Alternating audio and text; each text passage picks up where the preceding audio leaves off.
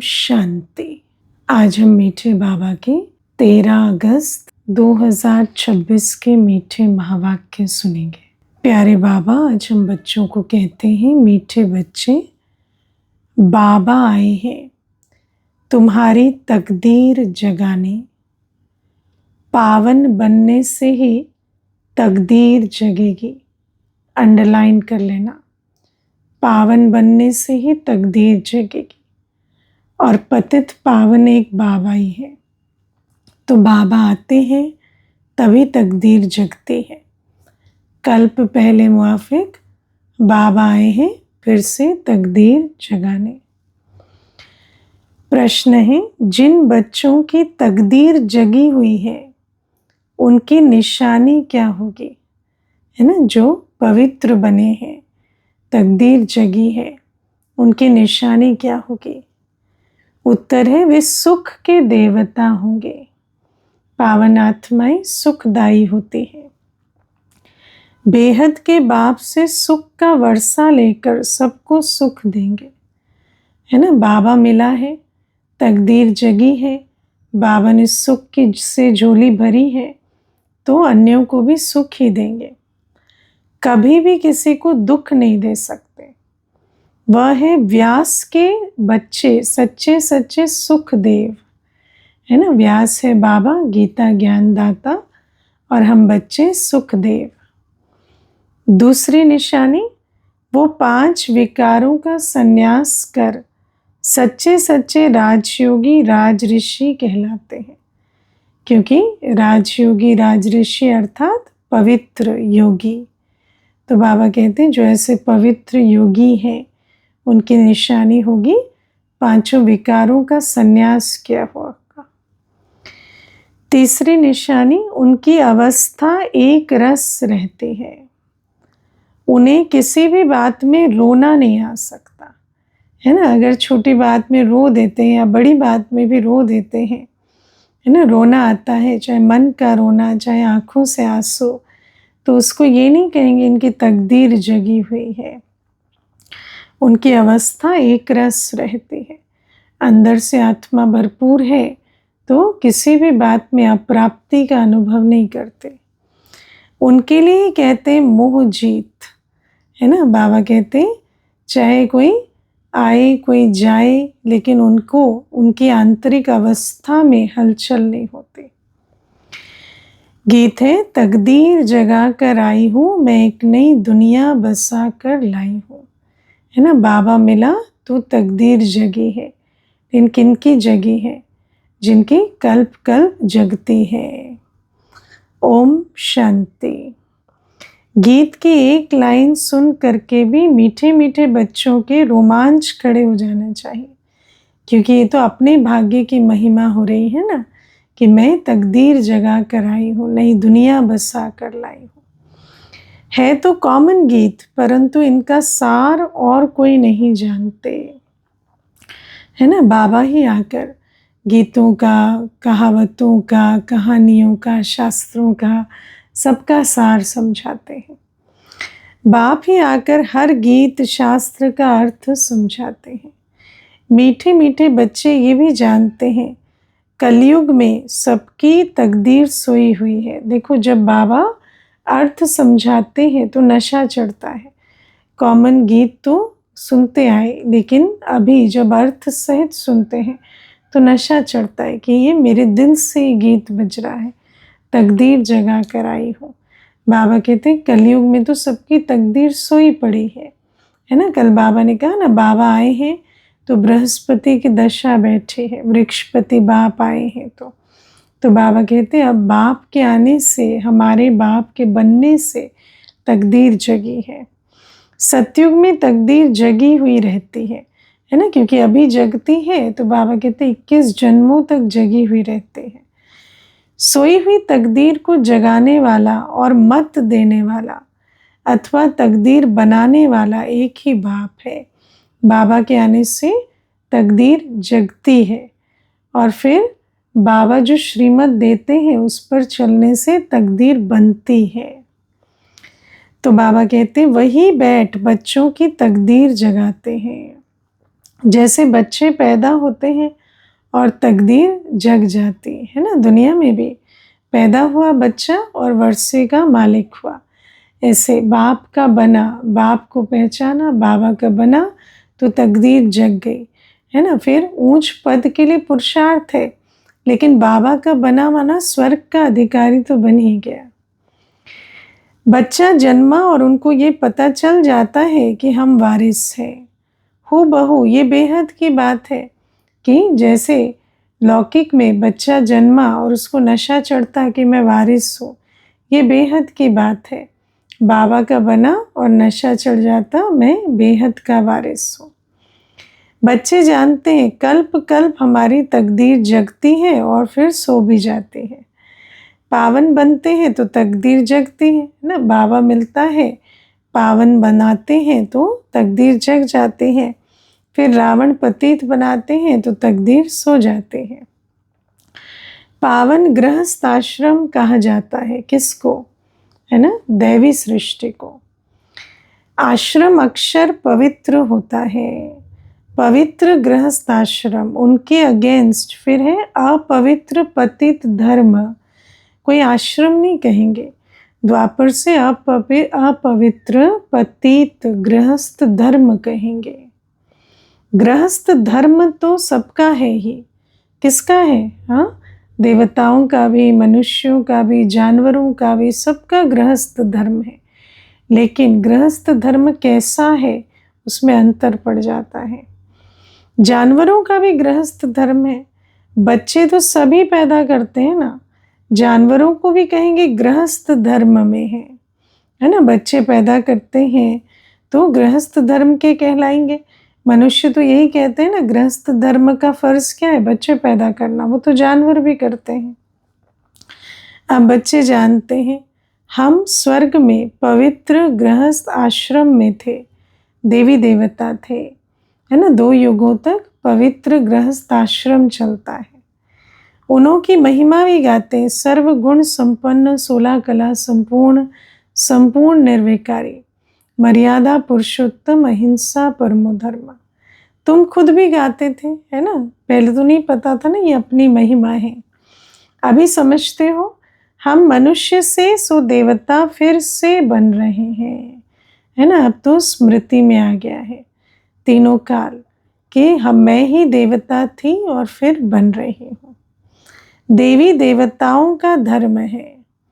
फिर ब्रह्मा विष्णु शंकर को भी देवता कहते हैं, है ना। बाबा कहते ब्रह्मा विष्णु शंकर भी देवता है, लेकिन उनको क्या कहते हैं, आकारी देवता, सूक्ष्म तनवासी। और जो यहाँ सृष्टि रंगमंच पर देवी देवताओं का धर्म चलता है 2 युगों तक, उसको कहते हैं साकारी देवता। ब्रह्मा देवताय नमः, विष्णु देवताय नमः, शिव के लिए कहेंगे शिव परमात्माय नमः। तो फर्क हुआ ना, फिर दोनों देवता है, ये परमात्मा है, फर्क है। देवात्मा, धर्मात्मा, महात्मा, परमात्मा, सबका अंतर भी बाबा समझाते हैं। शिव और शंकर को एक कह नहीं सकते, क्योंकि शिव तो परमात्मा है, शंकर तो आकारी देवता है। शिव बाबा तो परमधाम निवासी है, शंकर तो सूक्ष्म तनवासी है। पत्थर बुद्धि थे, अब पारस बुद्धि बन रहे हैं।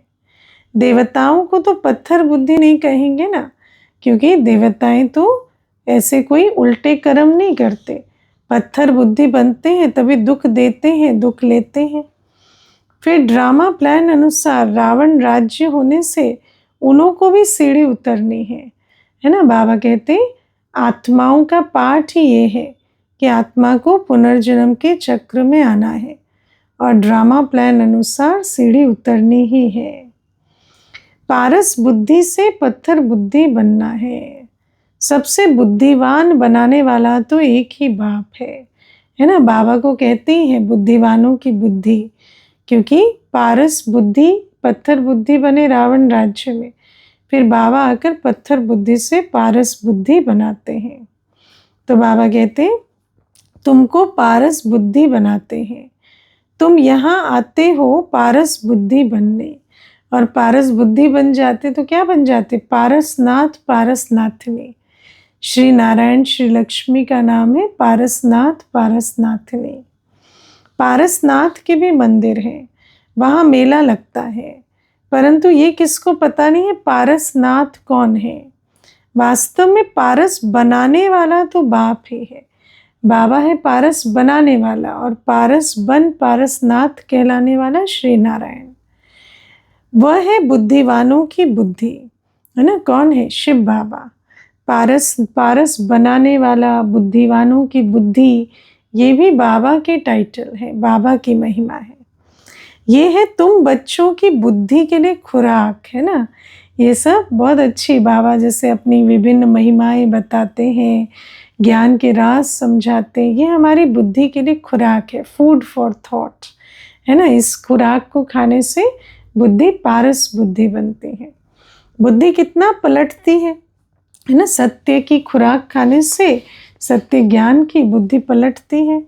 जैसे गाया जाता है, see no evil, hear no evil, talk no evil, think no evil.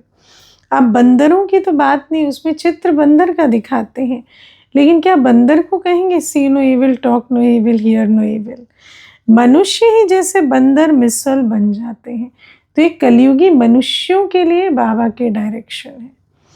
Apps, one मानुष की मनुष्य से भेंट की जाती है ना। कहते हैं ना कि ये हमारे पूर्वज थे, या कहते हैं मनुष्य में बहुत सारी ऐसी जो ट्रेट्स हैं जो एप्स में भी हैं। इसको कहा ही जाता है कांटों का जंगल, है ना। तो मनुष्य मत देखो कैसे उल्टी है। मनुष्य जो देवता था उसकी कंपैरिजन अब बंदरों से होने लगी, वन मानुष से होने लगे। यह कांटों का जंगल कितना एक दो को दुख देते रहते हैं, है ना। जैसे जानवर दुख देते हैं, ऐसे आज मनुष्य दुख देने लगे। इसीलिए आज इसे क्या कहेंगे? कांटों का जंगल कहने लगे। जानवर जंगल में रहते हैं ना।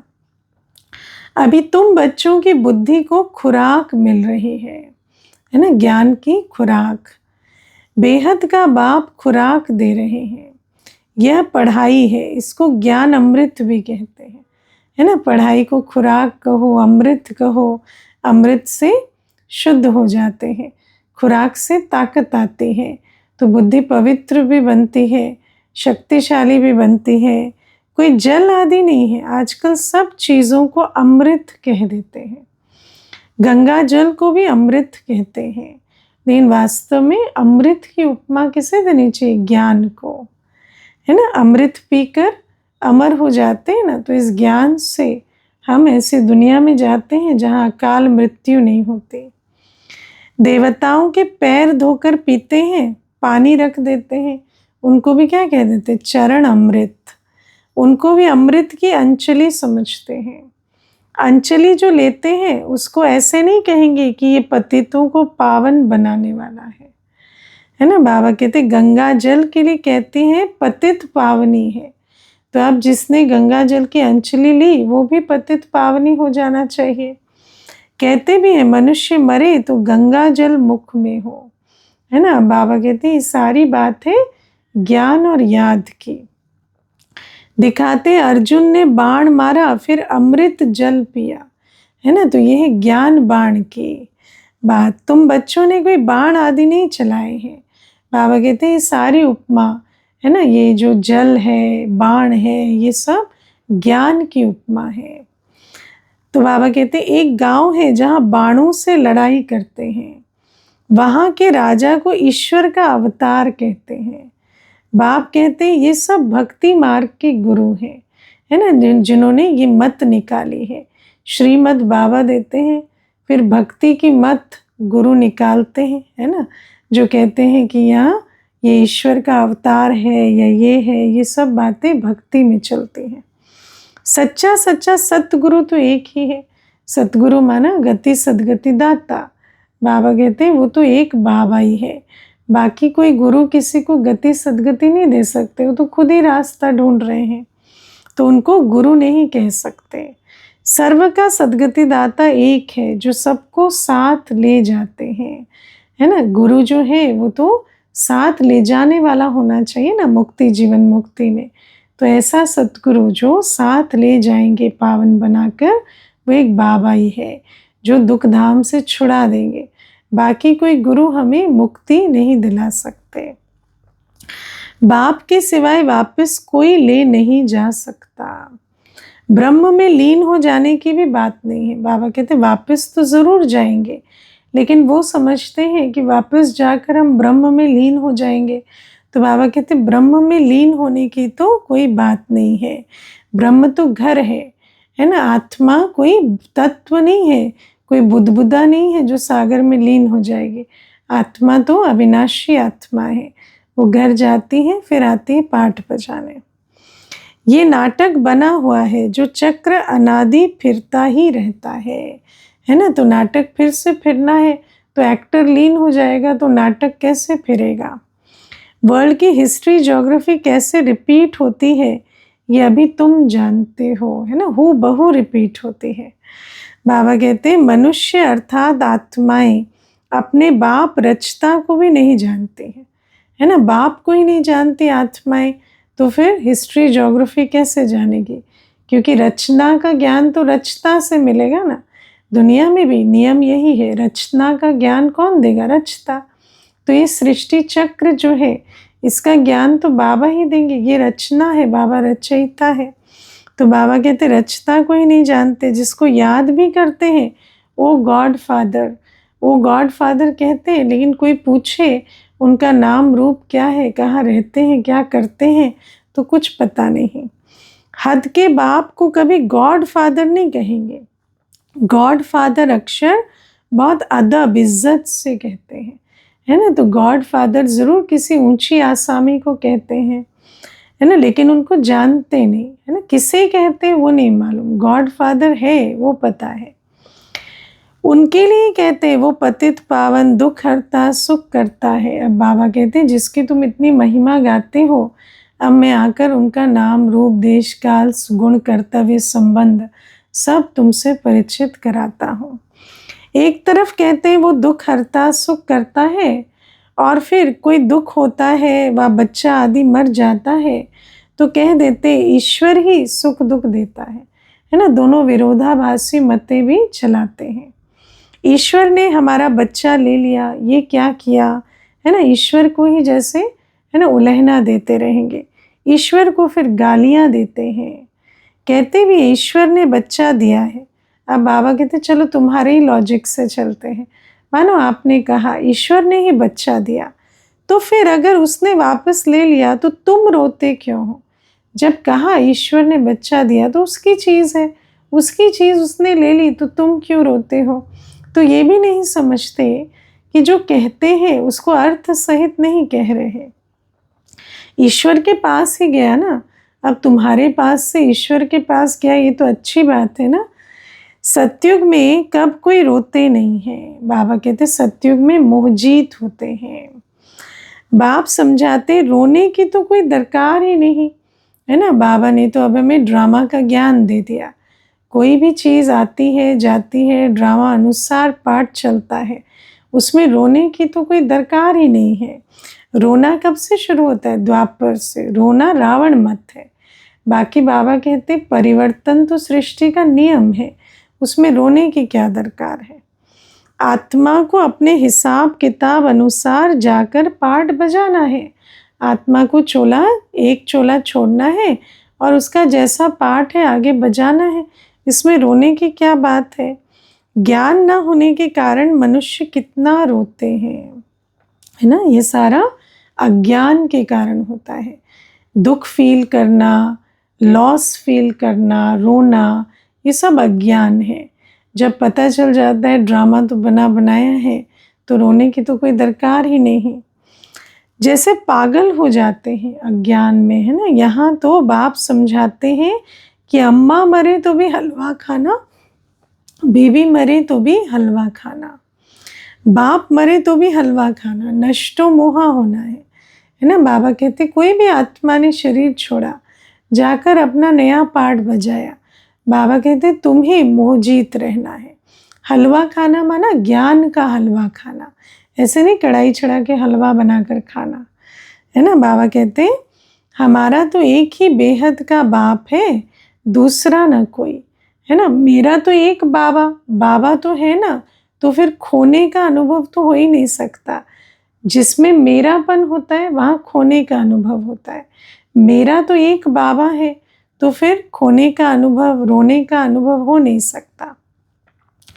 ऐसी अवस्था बच्चों की होनी चाहिए। कैसी? मेरा तो एक बेहद का बाबा, दूसरा ना कोई, है ना। बाबा ने कहा है ना, मैं और मेरा, सच्चा मैं और मेरा क्या है? मैं आत्मा हूँ और मेरा बाबा है, बस। मोहजीत राजा की कथा भी सुनी है ना।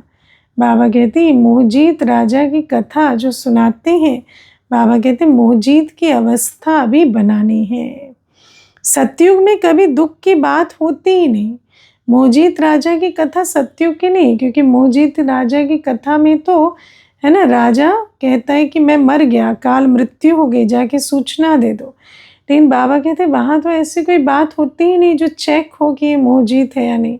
मोहजीत का तो अभी मालूम पड़ेगा, है ना। इस दुनिया में अभी संगम युग में मोहजीत बनना है ना। वहाँ कभी अकाल मृत्यु होती है। बच्चे जानते हैं हम काल पर जीत पाते हैं, है ना। वहाँ तो कोई अकाल मृत्यु नहीं होगी। जो अकाल मृत्यु पर दुख नहीं हुआ, मोहजीत है, ये सिद्ध हुआ, ये सब यहाँ होता है। बाप को महाकाल भी कहते, कालों का काल। तुमको काल पर जीत पानी है, अर्थात काल कब खाता नहीं, माना अकाल मृत्यु होती नहीं स्वर्ग में।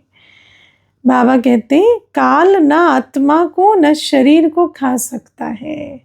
आत्मा एक शरीर छोड़ दूसरा लेती, आत्मा को तो कभी काल खाता ही नहीं, है ना। शरीर को, शरीर की अकाल मृत्यु होती है द्वापर से, वहां नहीं होती। बाबा कहते आत्मा एक शरीर छोड़ दूसरा लेती है, उसको कहते काल खा गया। बाकी काल कोई चीज नहीं है ना। बाबा कहते ये भी एक कहने की बात है कि काल खा गया। वास्तव में तो आत्मा ने ड्रामा प्लान अनुसार एक शरीर छोड़ा, दूसरा धारण किया।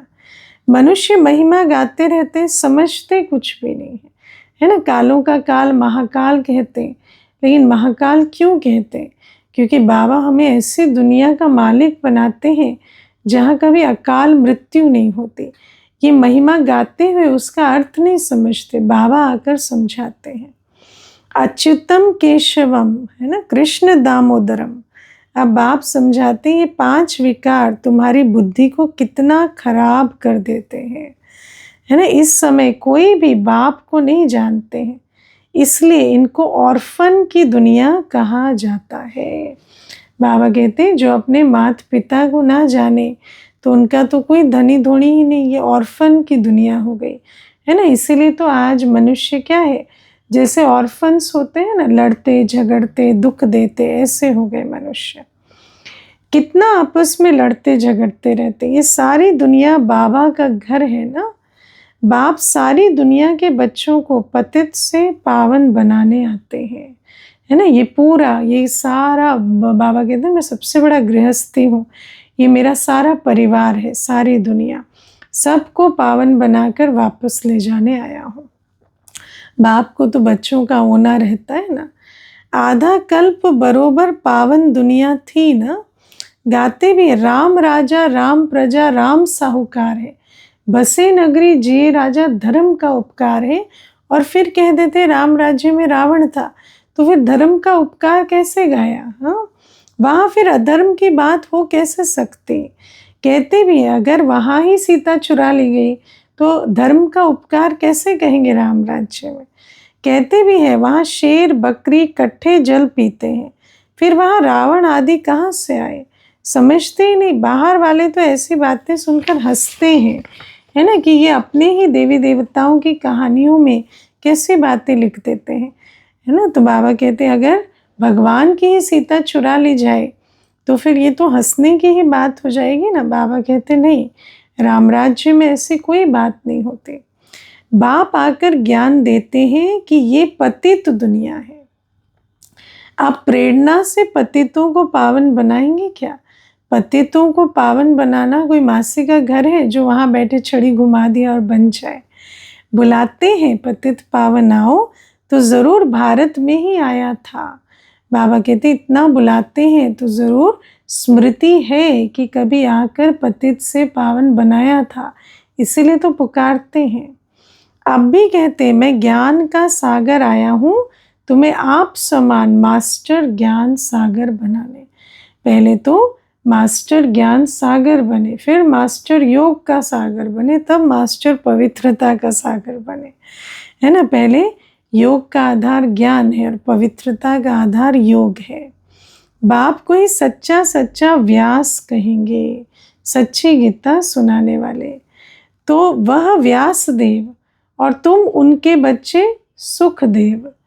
तुम अभी सुख के देवता बनते हो, है ना। दुनिया भक्ति में कहते हैं व्यास देव के बच्चे थे सुखदेव। बाबा कहते हैं बाबा है व्यास देव, हम बच्चे हैं सुखदेव, है ना। तुम अभी सुख के देवता बनते हो। बाबा का बच्चे की निशानी क्या होगी कि हम सुख दें, दुख ना दें। सुख का वर्षा ले रहे हो व्यास शिवाचार्य से। बाबा कहते हैं संन्यास धर्म स्थापन किया शंकराचार्य ने। बाबा है शिवाचार्य जो स्वर्ग स्थापन करते हैं, दैवी सृष्टि।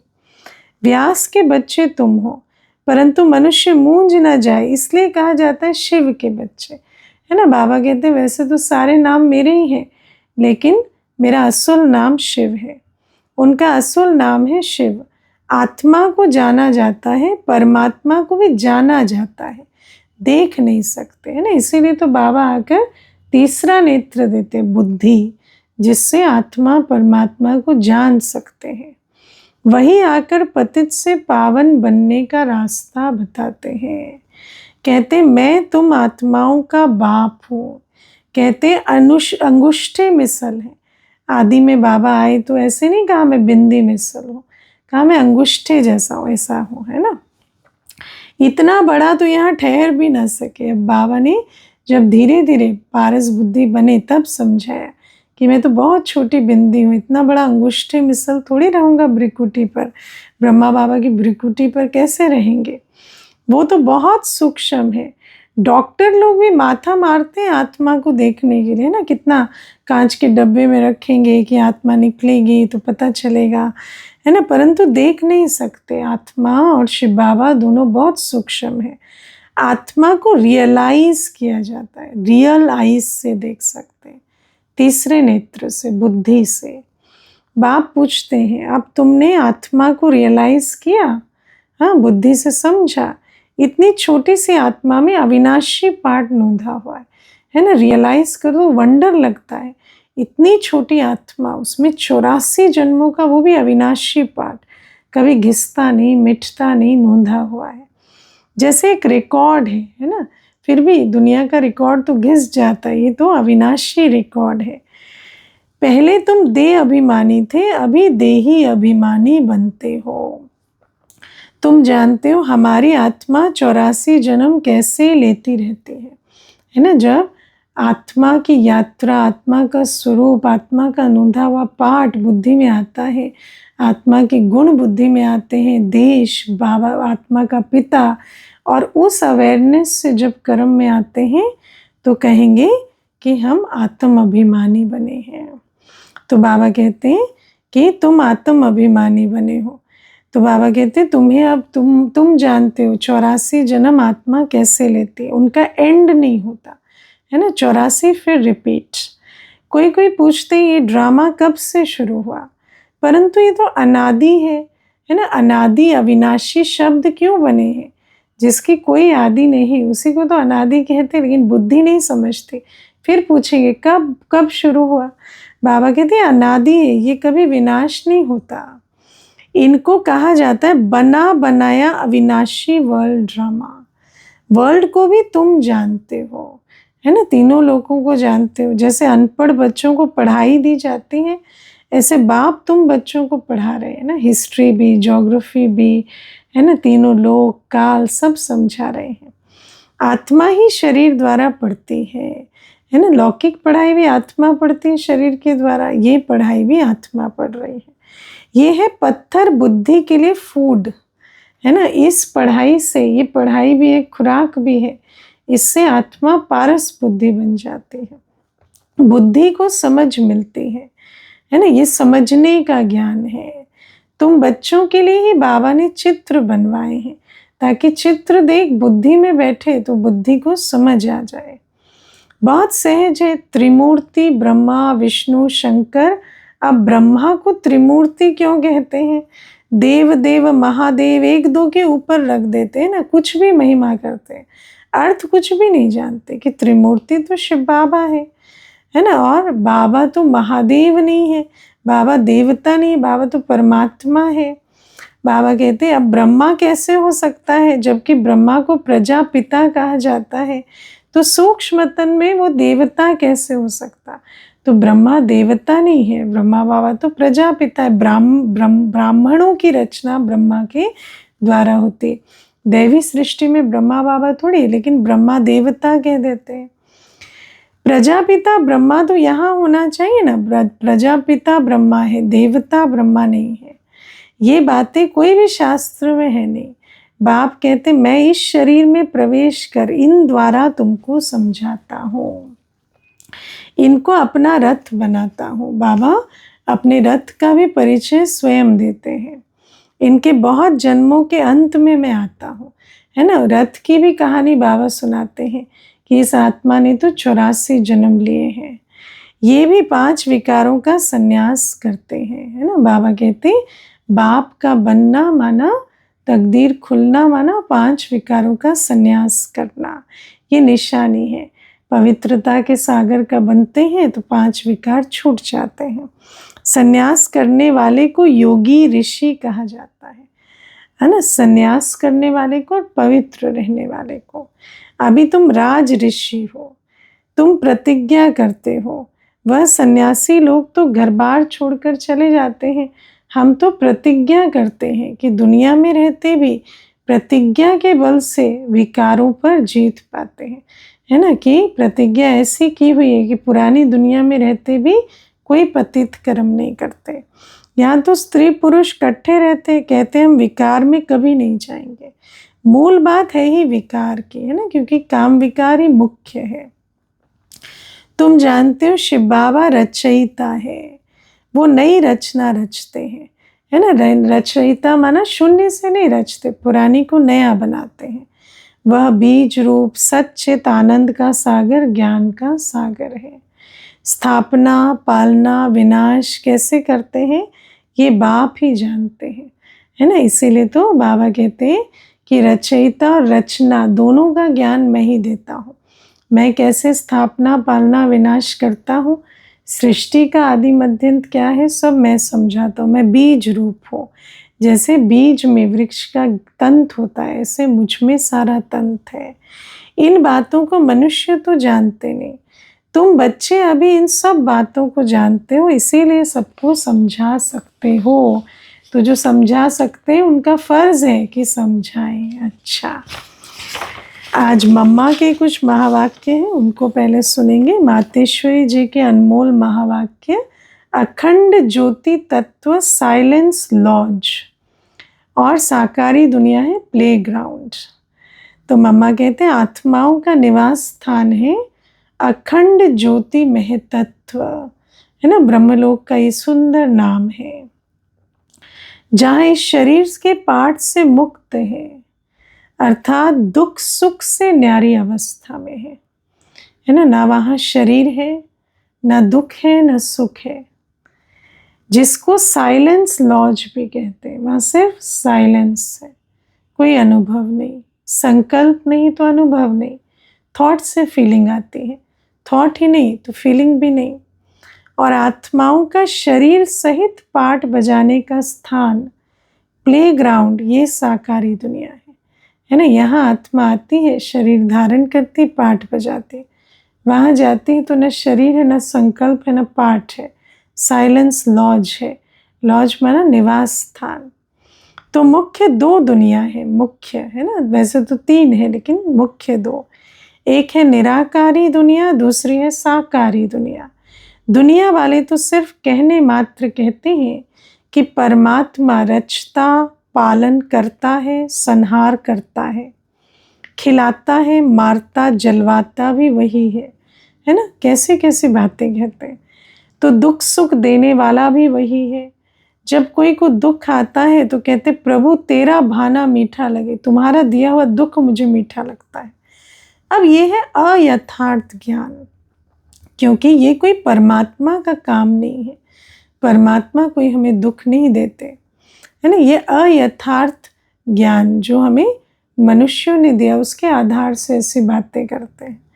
परमात्मा तो दुख हरता सुख करता, है ना, नहीं है। बाबा कहते हैं परमात्मा दुख हरता है, दुख करता नहीं है। सुने, परमात्मा दुख हरता है, दुख करता नहीं है, सुख करता है ना। जन्म लेना, जन्म छोड़ना, दुख सुख भोगना, ये हर एक मनुष्य आत्मा के संस्कार है।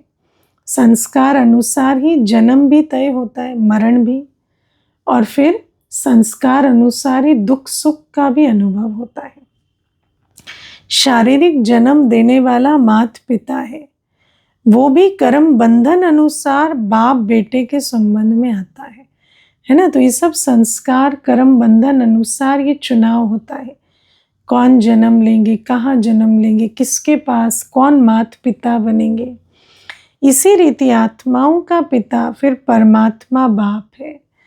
वो कैसे बेहद रचना की स्थापना पालना करता है ना। क्योंकि जैसे लौकिक पिता बंधायमान है पालना करने की, ऐसे पारलौकिक बेहद का बाप भी आत्माओं की पालना करते हैं, उनके लिए सुख की दुनिया स्थापन करते हैं।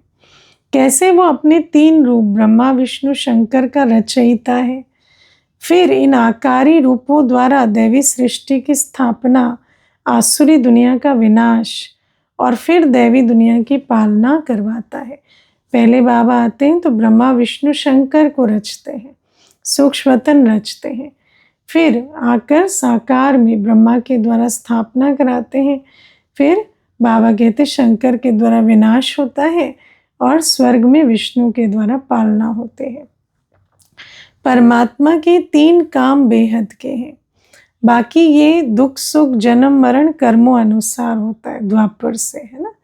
परमात्मा तो है ही सुखदाता, वो कोई अपने बच्चों को दुख नहीं देता है। अच्छा, मीठे मीठे सिक्के लदे बच्चों प्रति माता पिता बाप दादा का याद प्यार और गुड मॉर्निंग। रूहानी बाप की रूहानी बच्चों को नमस्ते। हम रूहानी बच्चों की मीठे मीठे सिक्के लदे माता पिता बाप दादा को याद प्यार, गुड मॉर्निंग और नमस्ते। ओम शांति।